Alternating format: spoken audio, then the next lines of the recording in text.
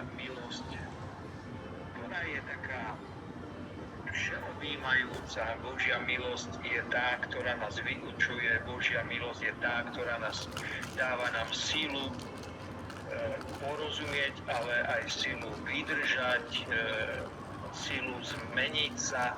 Toto všetko pôsobí Božia milosť a on túto Božiu milosť praje týmto galatským veriacim, ktorí takto poblúdili a ktorých sa snaží zasa priviesť ku Kristovi. A sám ukazuje, pozrite sa, ja mám znaky na svojom tele za Krista, ja sa nehanbím za Kristov kríž.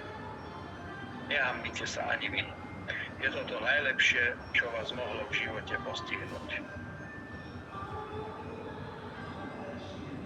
Máte vy nejakú myšlienku